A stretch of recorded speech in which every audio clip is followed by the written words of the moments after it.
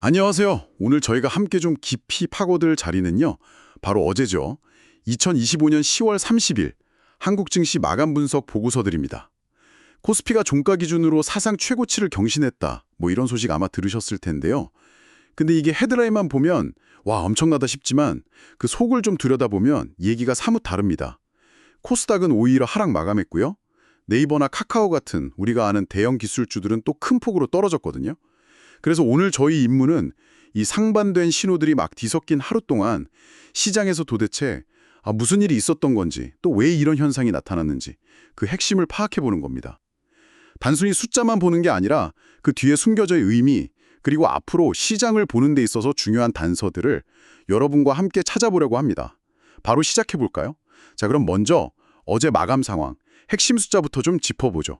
코스피 종가 4086.89, 네, 분명히 사상 최고 종가 기록은 맞습니다.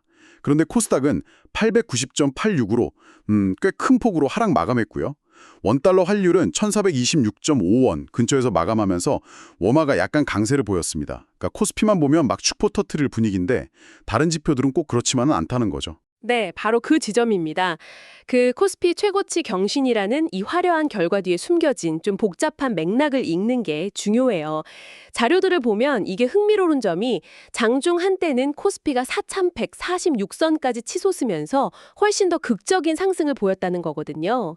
하지만 장 막판으로 가면서 상승 동력이 좀 약해졌어요. 기관하고 외국인 투자자들이 이때다 싶어서 차익 실현하려고 매물을 막 쏟아내면서 결국 4,100선 아래 강보합 수준인 4,086.89 여기서 마감했죠. 어떻게 보면 약간 용도사미 같은 그런 모습이라고 할까요? 장중 고점하고 비교하면 상승폭이 꽤 많이 줄어든 거네요, 그럼? 그럼 그나마 이 정도 상승이라도 지켜낸 힘은 어디서 나온 걸까요? 혹시 뭐 예상대로인가요? 네, 뭐 예상하신 대로입니다. 이번 상승의 주역은 역시 삼성전자하고 SK하이닉스였죠. 삼성전자가 10만 4천 원을 넘어서면서 3% 이상 올랐고요. SK하이닉스도 5만 6천 8천 원 선에서 1% 넘게 상승 마감했습니다. 이 두 반도체 대장주가 코스피 시가총액에서 차지하는 비중이 워낙 크다 보니까 이 두 종목만 강하게 올라도 지수 전체가 그냥 크게 움직이는 겁니다. 이게 바로 그 얘기 많이 나오는 시가총액 쏠림 현상이군요. 자료들에서도 뭐 반도체 슈퍼사이클 기대감 이런 게 이 두 종목 주가를 밀어 올렸다 이렇게 분석하고 있고요. 근데 이게 마냥 좋은 신호인가 하는 생각도 좀 드는데요. 지수 전체가 너무 이 소수 종목에 좌우되는 거 아닌가? 뭐 이런 생각도 들고요. 정확히 보셨습니다. 그게 바로 시가총액 쏠림 현상의 밝은 면과 어두운 면이죠. 긍정적인 측면은 뭐 한국 경제의 핵심 동력인 반도체 산업 강세가 지수를 끌고 간다는 거지만 부정적인 측면은 시장 전체의 어떤 건강성이 좀 취약해질 수 있다는 겁니다. 그러니까 삼성전자, SK하이닉스 실적이나 뭐 업황 뉴스 하나하나에 코스피 전체가 너무 민감하게 반응하게 되고 다른 좋은 기업들의 가치는 상대적으로 좀 주목받기 어려울 수도 있고요. 또 만약에 반도체 업황에 예상치 못한 변수라도 생기면 지수 전체가 크게 흔들릴 위험도 그만큼 커지는 거죠. 일리가 있네요. 그리고 이런 쏠림 현상은 코스닥 시장 하락하고 비교해보면 더 확 드러나는 것 같아요. 코스피가 사상 최고치를 찍는 동안 코스닥은 왜 890선까지 밀렸을까요? 특히 그 AI 관련주로 기대를 모았던 네이버하고 카카오는 왜 이렇게 큰 폭으로 하락한 거죠? 네이버가 3.5% 빠지고 카카오는 6% 넘게 빠졌다면 이건 단순 조정을 넘어선 것 같은데요. 네, 여기서 시장의 차별화 또는 뭐 양극화 현상이라고 하는 게 아주 극명하게 드러납니다. 자료 분석을 종합해 보면 코스닥 시장 전반 그리고 네이버, 카카오처럼 그동안 좀 상승폭이 컸던 일부 대형 기술주들 있잖아요. 거기서는 차익 실현 매물이 대거 쏟아졌습니다. 특히 기관 투자자들이 아주 적극적으로 매도에 나섰고요. 일부 개인 투자자들도 이쯤에서 이익을 좀 확정하자. 이런 움직임을 보였죠. 외국인만 소폭 순매수하긴 했는데 전체적인 매도 압력을 이겨내기에는 좀 역부족이었습니다. 이게 또 어떻게 보면 시장 내 자금이 좀 제한적이라는 증거이기도 해요.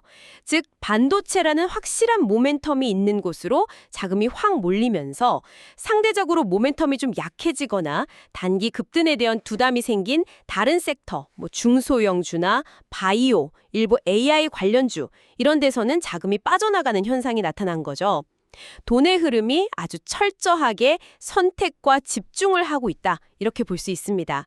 어쩌면 일부 투자자들은 최근 AI 관련 기대감이 좀 단기적으로 과열된 거 아니냐 이렇게 판단했을 수도 있고요. 돈의 흐름, 그러니까 수급 동향을 보면 그 선택과 집중이 더 명확해지겠네요. 자료들을 이렇게 종합해 보니까 어제 시장의 가장 큰 특징 중 하나가 바로 개인 투자자들의 행보였던 것 같아요. 개인이 수천억 원, 일부 보고서 보면 조단에 가깝다는 얘기도 있던데 엄청난 순매수를 기록하면서 코스피 지수 하락을 막아내는 동시에 상승을 이끌었다 이런 분석이 많네요. 맞습니다. 어제 코스피 최고치 경신에 어떻게 보면 숨은 주역은 개인 투자자들이라고 해도 과언이 아니죠. 기관하고 외국인이 차익 실현하려고 매물을 막 내놓는 상황에서 개인들이 그 물량을 다 받아내면서 지수를 방어하고 특히 삼성전자, SK하이닉스 같은 대형주 매수에 집중하면서 지수 상승을 견인한 거죠. 그런데 기관이랑 외국인이 파는 걸 개인이 다 받아냈다. 이게 어떻게 보면 좀 불안한 신호 아닐까요? 개인의 힘만으로 이 상승세가 계속 유지될 수 있을까 하는 의문도 들고요. 바로 그 점이 앞으로 시장을 볼 때 아주 중요한 관전 포인트입니다. 개인 투자자들의 이 강력한 매수세는 시장의 상승 에너지를 보여주는 긍정적인 면도 분명히 있지만 동시에 몇 가지 함의를 내포하고 있어요. 첫째는 개인 투자자들의 심리나 수급 변화에 따라서 시장 변동성이 커질 수 있다는 점이고요. 둘째는 만약에 기관이나 외국인의 매도 공세가 더 거세지거나 계속 이어진다면 개인의 매수세만으로는 한계에 부딪힐 수 있다는 거죠. 그러면 이게 예상보다 더 큰 폭의 조정으로 이어질 수도 있습니다. 소위 말하는 쏠림의 취약성이 드러나는 부분이죠. 그렇군요. 시장 내부의 수급 요인 말고 외부 환경 요인들도 좀 짚어봐야 할 것 같습니다.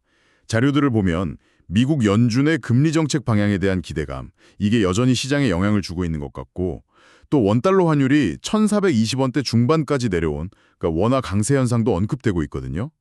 이런 요인들은 어제 시장에 구체적으로 어떤 영향을 미쳤다고 봐야 할까요? 네, 그 외부 요인들은 시장의 어떤 배경음악처럼 작용한다고 보시면 되는데요. 우선 미국 연준의 금리 인상 사이클이 이제 끝나고 좀 완화적인 기조로 전환될 수 있다. 이런 기대감은 전반적인 투자 심리에 긍정적이죠. 특히 기술주 중심의 성장주에는 유리하게 작용할 수 있고요. 하지만 동시에 이 기대감이 이미 시장의 상당 부분 선반영되어 있다는 분석도 있어서 실제 연준의 발언이나 지표 발표 내용에 따라서 시장에 아주 민감하게 반응할 수 있습니다. 어제 외국인하고 기관의 일부 차익 실현 배경에는 이런 불확실성에 대한 어떤 경계 심리, 이런 것도 작용했을 수 있어요. 원화 강세는 또 양면성이 있습니다. 외국인 투자자 입장에서는 환차익 기대감 때문에 한국 증시 투자의 매력도가 높아질 수 있죠. 실제로 어제 외국인이 코스닥에서는 일부 순매수로 보이기도 했고요. 하지만 반대로 수출 기업 입장에서는 가격 경쟁력이 약화될 수 있어서 부담 요인이 될 수도 있습니다. 어제 시장에서는 원화 강세가 외국인 수급에 미치는 긍정적인 영향보다는 전반적인 차익 실현 욕구를 좀 더 자극한 측면이 있지 않았나, 그렇게 보고 있습니다. 복합적이네요, 정말.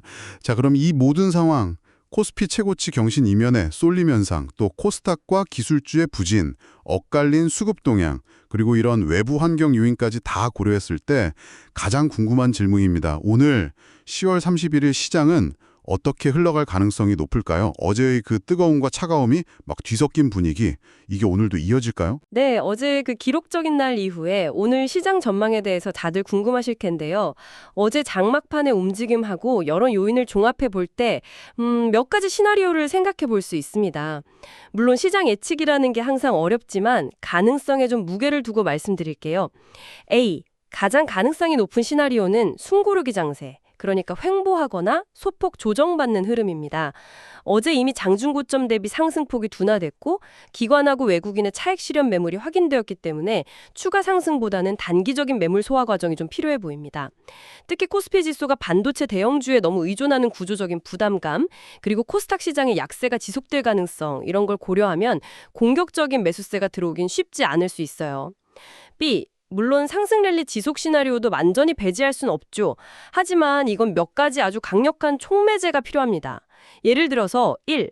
외국인 투자자들이 어제의 매도 우위에서 벗어나서 대규모 순매수로 확 돌아서거나 2.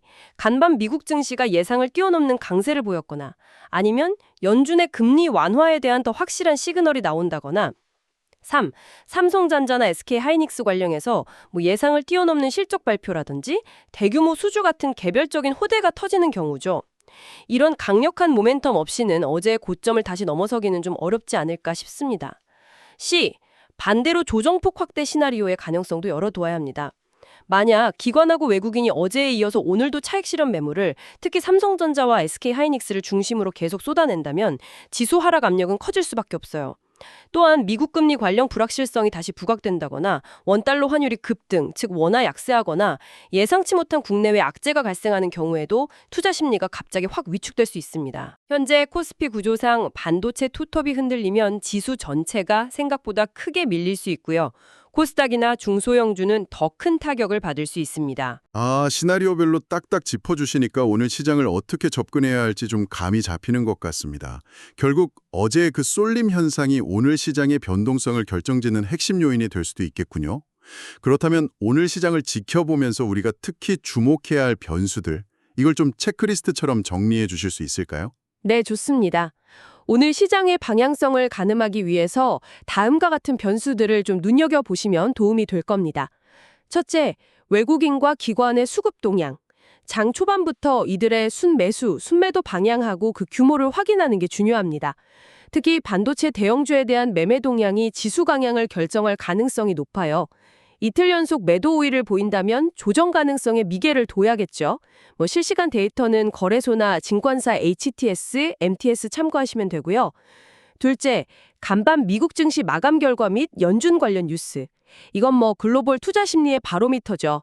특히 기술주 중심의 나스닥 지수 움직임하고 금리 관련 발표는 한국 증시에 즉각적인 영향을 미칩니다. 셋째, 원달러 환율 움직임.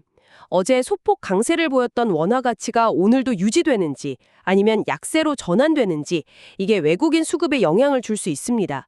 급격한 변동성은 경계 신호로 봐야 하고요. 넷째, 삼성전자, SK하이닉스 관련 뉴스. 개별 기업의 실적 발표나 투자 계획 또는 반도체 업황 관련 새로운 소식이 나온다면 지수 전체를 움직일 수 있는 아주 강력한 변수입니다. 다섯째, 코스닥 시장의 반등 여부. 어제 큰 폭으로 하락했던 코스닥 시장이나 네이버, 카카오 같은 기술주들이 반등에 성공하는지 아니면 약세가 계속 이어지는지도 시장 전반의 투자 심리를 읽는 데 중요한 단서가 됩니다. 차별화 장세가 좀 완화될 조짐이 있는지 이걸 확인해야 합니다. 와, 정말 유용한 체크리스트네요. 감사합니다.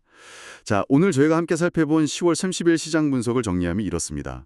코스피는 삼성전자와 SK하이닉스라는 그 거대한 두 날개 덕분에 사상 최고 종가라는 기록을 세웠지만 그 이면에는 코스닥의 추락, 다른 기술주들의 부진, 그리고 기관 외국인의 매도와 개인의 매수 공방이라는 아주 복잡한 현실이 있었습니다. 겉보기와 속사정이 다른 참 흥미로운 하루였죠. 네, 그렇습니다. 따라서 오늘 10월 31일 시장은 단기적으로 좀 과열을 시키는 숨고르기나 소폭의 조정 가능성을 염두에 두는 것이 합리적인 접근일 수 있습니다. 하지만 앞서 말씀드린 대로 외국인 수급, 미국 시장 분위기, 환율, 그리고 결정적으로 반도체 관련 변수들이 어떻게 작용하느냐에 따라서 시장 방향은 언제든 달라질 수 있습니다. 변동성에 대비해서 좀 신중한 관찰이 필요한 시점이라고 할 수 있겠습니다. 오늘 분석을 마무리하면서 이런 질문을 한번 던져보고 싶습니다.